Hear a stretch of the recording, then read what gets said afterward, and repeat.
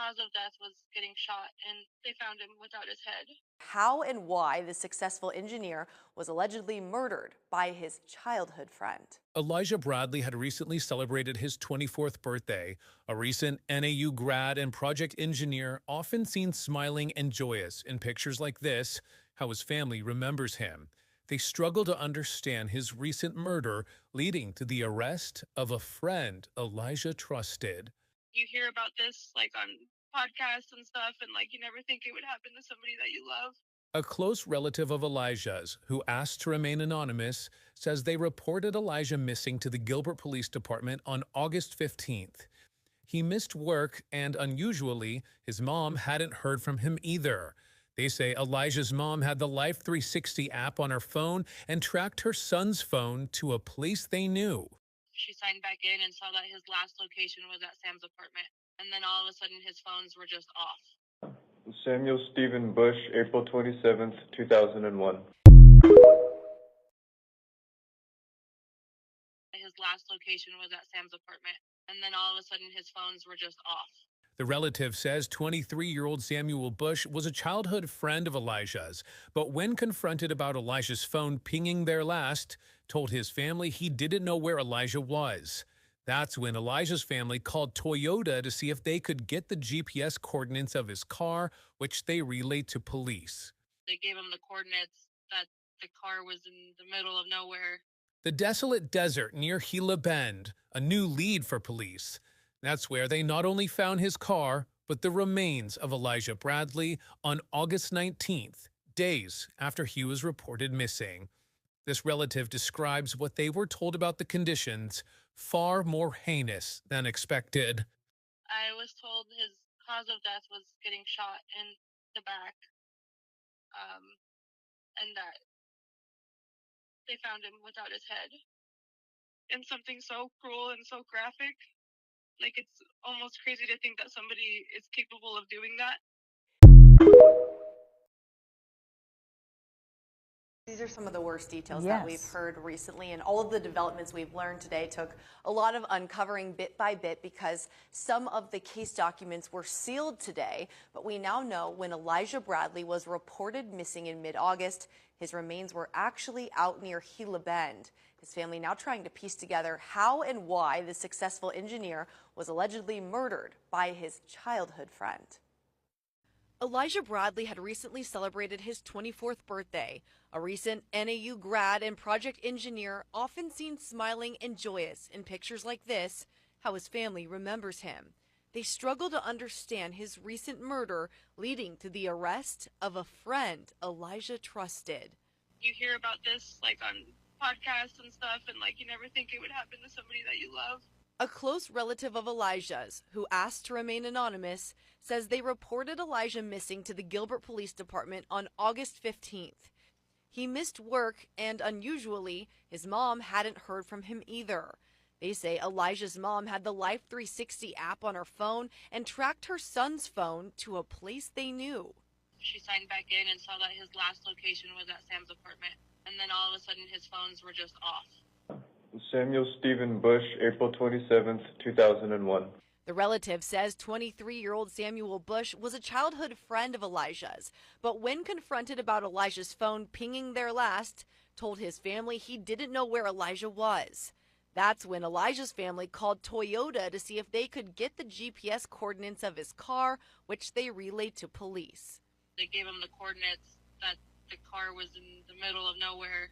The desolate desert near Gila Bend, a new lead for police.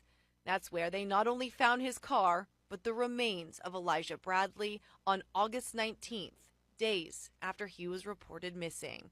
This relative describes what they were told about the conditions, far more heinous than expected.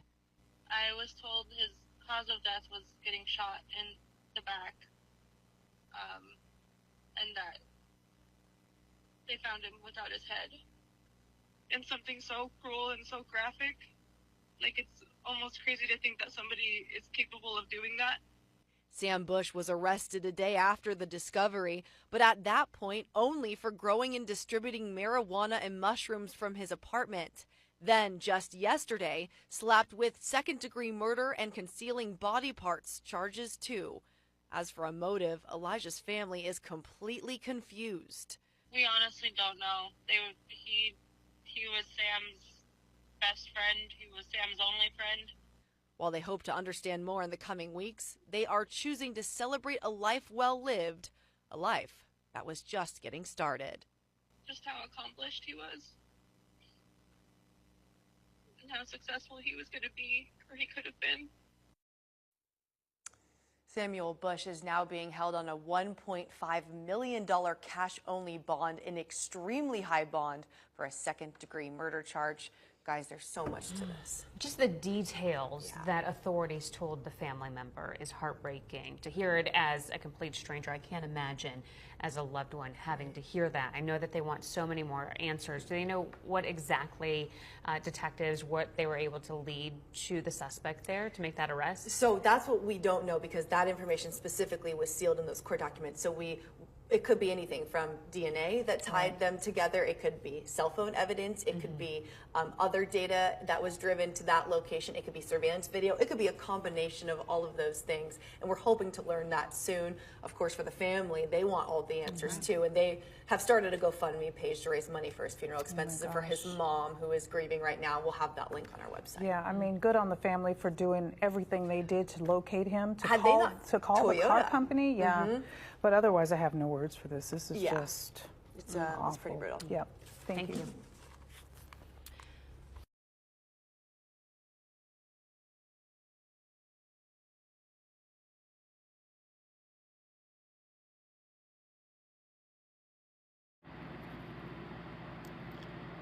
This is the book of Ecclesiasticus, or Sirach, chapter 12, verse 10, and it reads, "Never trust thine enemy, for like as iron rusteth, so is his wickedness."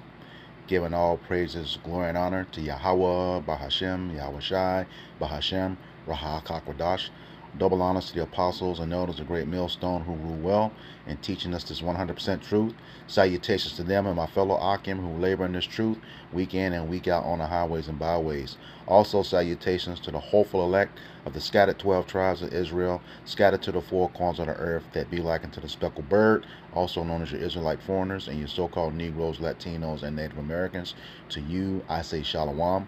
This is your brother Ayashar Barazal from the Indianapolis branch of the Great Millstone, coming back at you with another lesson that is edifying to the elect body of the nation of Israel. And man, what you just saw, you know, the opening scripture, never trust your enemy. I mean, this what appeared to be a Jake, you know, and his name's Elijah too. You know, a so-called childhood friend. You know, got him out to his place and took him out. You know, shot him in the back, and then you know, cut his head off. You know, decapitated him. And you know, you look at that picture. That's just the nature of this devil, Esau Edom, the so-called white man. You know, he thirsts for blood. This is a so-called childhood friend, but these people, they're not your friends. You know, they're the enemy of the Most High. If they're the enemy of the Most High, you know they're an enemy of you, because we are the lot of Yahweh Hashem Yahweh Shai's inheritance. You know, according to Deuteronomy chapter 32 verses 8 and 9. All right, but man, that you know, that was a it had to be horrible, because you know we don't know if the gunshot wound, you know, actually finished him off, you know, but then had his head removed.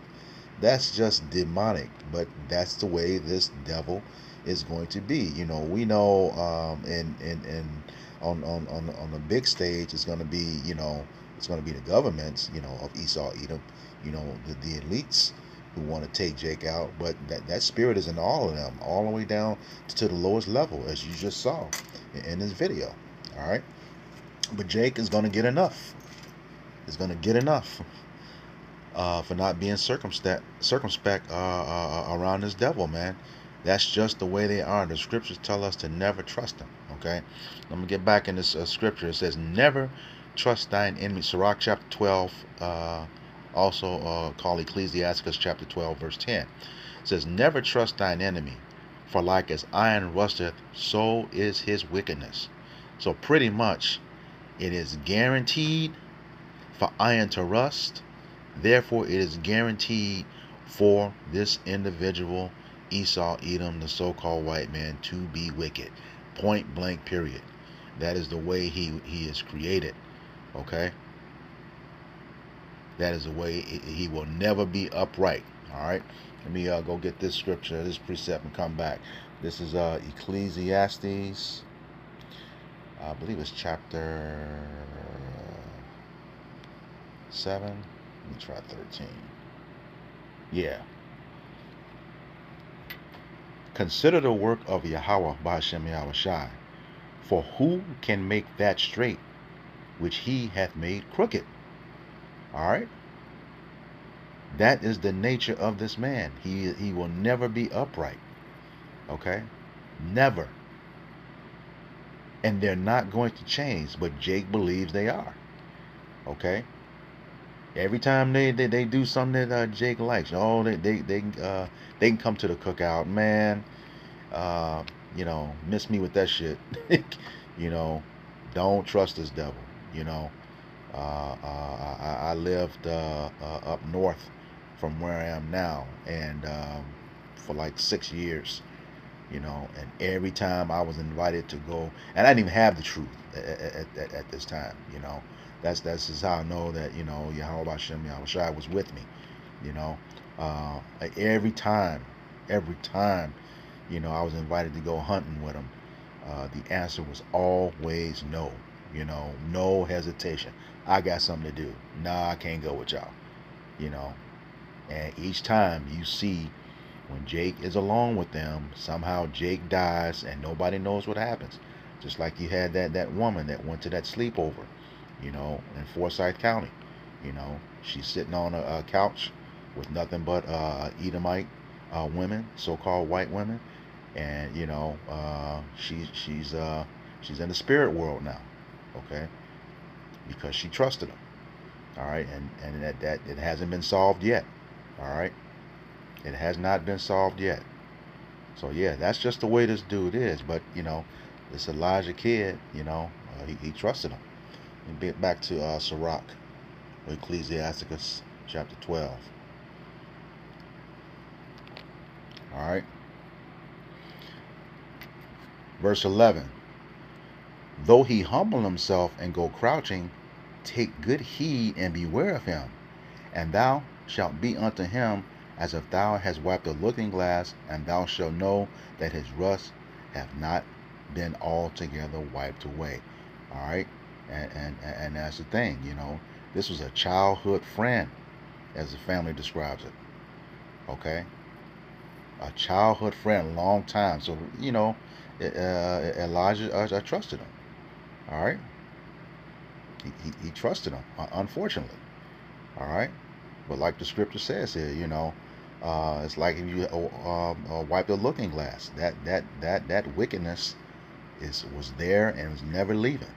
You could see it in his eyes, on the mugshot, you know. And unfortunately, hey, Elijah couldn't take good heed of him because he shot him in the back. He trusted him, and now he's in the spirit world. All right. Verse 12. Set him not by thee, lest when he have overthrown thee, he stand up in thy place. Neither let him sit at thy right hand, lest he seek to take thy seat. And thou at the last remember my words, and be pricked therewith. I mean, yeah, this guy was too close, all the way from your childhood. He was patient, man, extremely patient.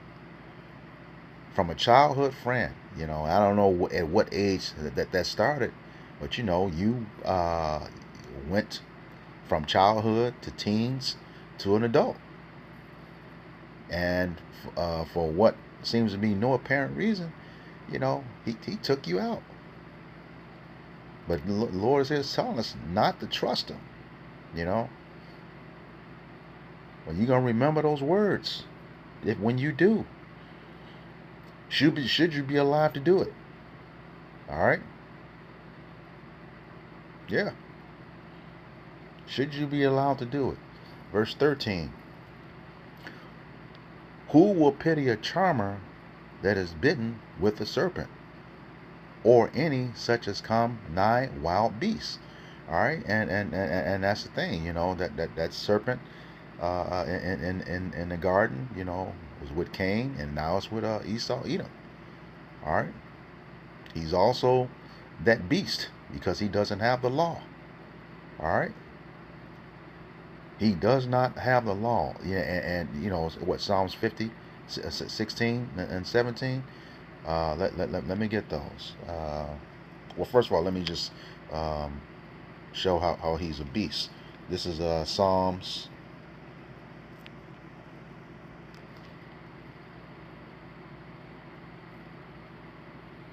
The book of Psalms 49.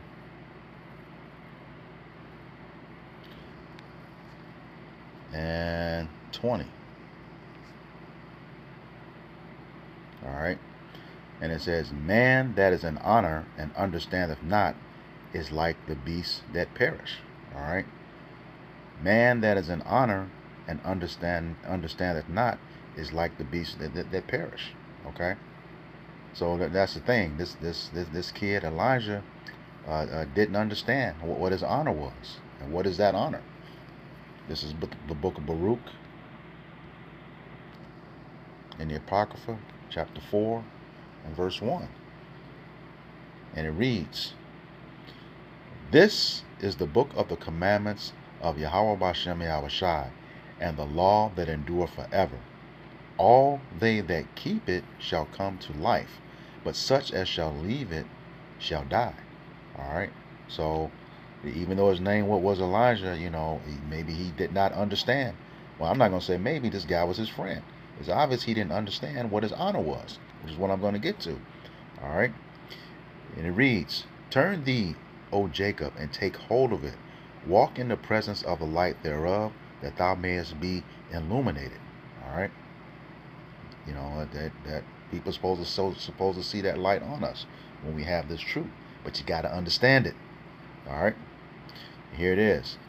Give not thine honor to another, nor the things that are profitable unto thee, a strange nation. All right. And we know this definitely happened with John Hyrcanus. Okay. But we also understand here that the man that is in honor is the one who has the law, statutes, and commandments. Okay. And takes heed to them and obeys them. And in this case, he didn't understand it. All right. Which, led to his death. He would have never trusted this devil. All right. And how we know this is talking about what that honor is. This is the book of Romans, chapter 9. All right. I'm going to start around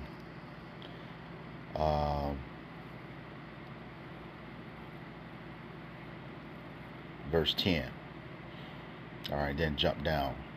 All right, let you know this is talking about Jacob and Esau, which, the two individuals here, Elijah and the Edomite named Bush, are represented as.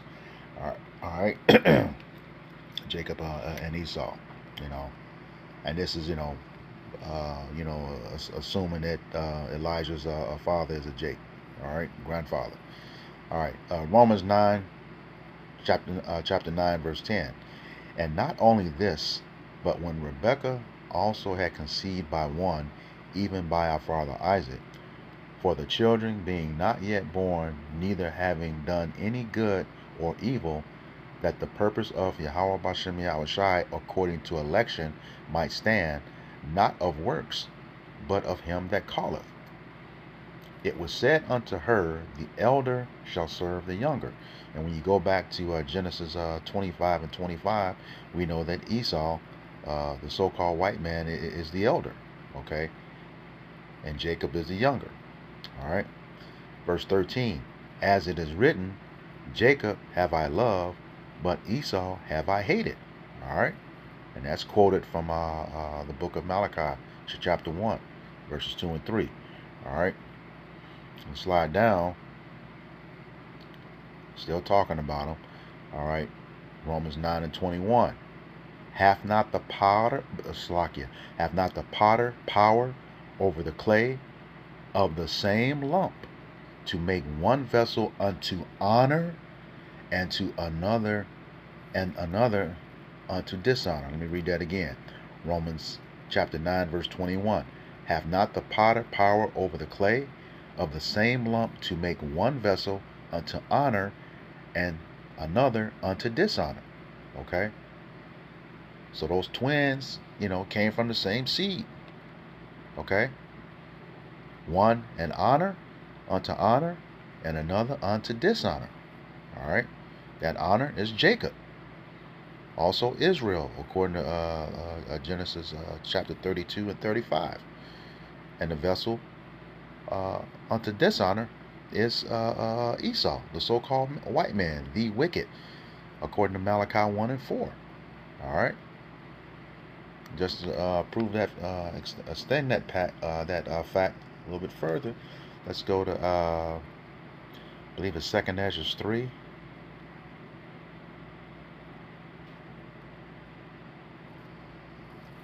I want to say around 13. Con. It says, now when they lived so wickedly before thee, thou didst choose thee a man from among them, whose name was Abraham. All right, and this is in the time of Abraham, and you had those wicked folks around him. All right, he says, him thou lovest, and unto him only thou shewest thy will. All right. Verse 15, and madest an everlasting covenant with him, promising him that thou wouldest never forsake his seed. All right, and this seed is talking about is Abraham, Isaac, and Jacob, to whom the promise was made. All right.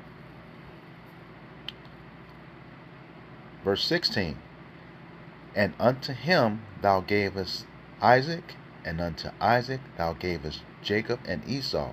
As for Jacob, thou didst choose him to thee, and put by Esau. And so Jacob became a great multitude. And that phrase, put by, means to lay aside, reject. All right. So this is just further proving that it was Jacob who was in honor. Okay. But this particular Elijah did not understand that, and that's why he perished. Okay. Of course, it was in the Lord's will to do that. Job 4:7 says, no one perishes being innocent.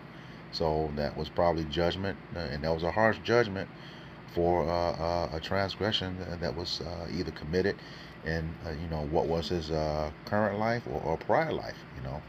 We do have to meet judgment. All right, we do have to meet that judgment. All right, that's it comes after death. Let me get that in 2nd Ezra 14 and 35, and it reads, for after death shall the judgment come, when we shall live again, and then shall the names of the righteous be manifest, and the works of the ungodly shall be declared. So that judgment comes after death. Okay, and that righteous, is going into the nation of Israel. Okay, right now, first and foremost, the elect. Especially those who perished in Yahweh Bashem Yahushai. We see that they're going to be the ones that rise first. We see that in 1 Thessalonians chapter 4, verses 16 through 18. All right. And then it goes on and says, and the works of the ungodly shall be declared. So if that Bush guy, that killer doesn't, meet his judgment in this life, he's definitely going to get it, you know, and he's going to be repeatedly get it, because Esau at the end of the day, is going to be put out of existence, according to Obadiah 1:18. All right. So let's get back to Sirach chapter 12.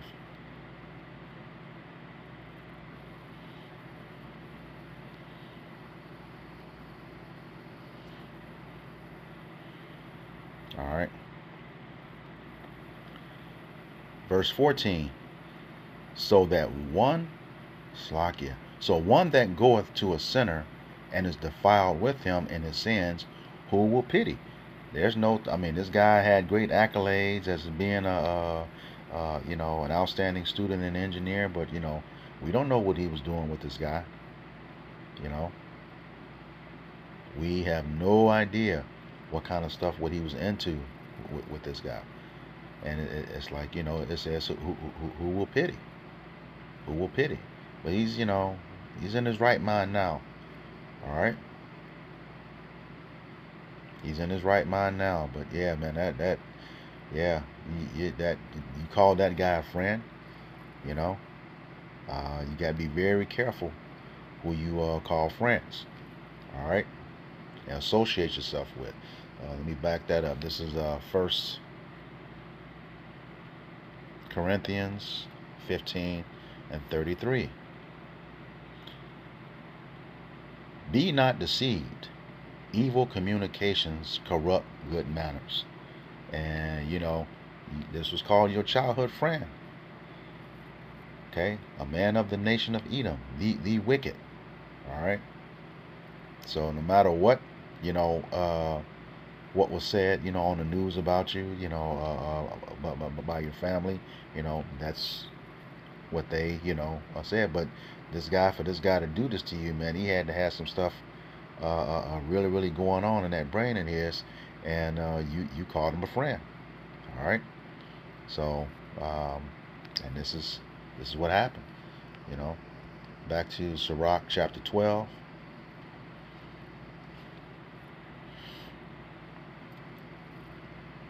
And it reads, for a while he will abide with thee, but if thou begin to fall, he will not tarry. Okay? And your fall was trusting this guy. Your fall was trusting him. And he didn't waste any time to taking you out.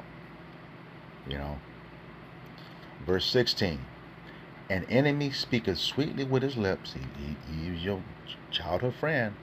But in his heart he imagineth how to throw thee in a pit. And, you're in the grave now. With a detached head. Jeez. All right. He will weep with his eyes, but if he find opportunity, he will not be satisfied with blood. And we don't know if he wept or not, but he definitely was not satisfied with blood. Because man, that's as that scripture says, you got friends like that, who needs enemies? But in this case, he was both of them to you, your friend and your enemy. You just didn't know it. But here's a time, y'all. Great judgment. Beloved Elder Apostle Tahar declared it at the beginning of this year.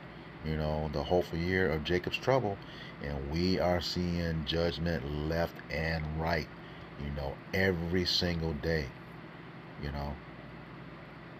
Every single day, the Lord is bringing His judgment. All right, definitely bringing it, and like I said, it's going to begin with the nation of Israel. All right. Let me grab that. This is the book of First Peter, chapter 4, verse 17, and it reads, for the time is come that judgment must begin at the house of Yahweh Bashem Yahushai. All right. And that's happening not only with Israelites who don't know the truth. It's the Israelites who do know the truth. Okay, and doing wicked stuff. Being judged for wicked stuff that they've done. All right, and never repented or atoned for it. All right. Continuing on, and it first began at us. What shall be the end of them that obey not the gospel of Yahweh Bashem Yahushai? And that who's the gospel given to? The nation of Israel. Okay? You so-called Negroes, Latinos, and Native Americans. All right? So there it is right there. It's beginning at the nation of Israel. As the scripture says, Zechariah 13, verse 8. 2/3 of Israel has to go. All right? They have to go. Verse 18. And if the righteous scarcely be saved, where shall the ungodly and the sinner appear? Okay? That ungodly, Esau, Edom. We know what his judgment is. He is definitely going to receive judgment.